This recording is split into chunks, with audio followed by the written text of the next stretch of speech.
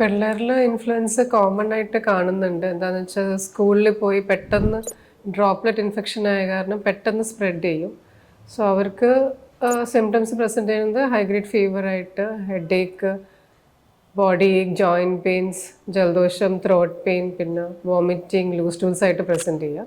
പേരൻസിന് advice ചെയ്യാനുള്ളത് അവർ സ്കൂളിൽ വിടാണ്ടിരിക്കുക, വീട്ടിൽ റെസ്റ്റ് എടുപ്പിക്കുക, നന്നായിട്ട് വെള്ളം കുടിപ്പിക്കുക, വീട്ടിൽ ഹെൽത്തി ഫുഡ് ഫ്രൂട്ട്സ് ഒക്കെ കൊടുക്കുക.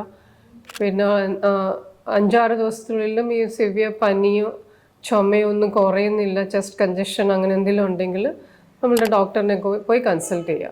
പിന്നെ ഇവർക്ക് പ്രിവെൻഷൻ ഉണ്ട്. ഒരു 6 മാസം മുകളിലുള്ള പിള്ളേർക്ക് തൊട്ട് ഇതൊരു വാക്സിനേറ്റഡ് അല്ലെങ്കിൽ 2 ഡോസ് വാക്സിൻ 4 വീക്സ് അപ്പാർട്ട് വെച്ച് വാക്സിൻ എടുക്കാനുള്ളതാണ്.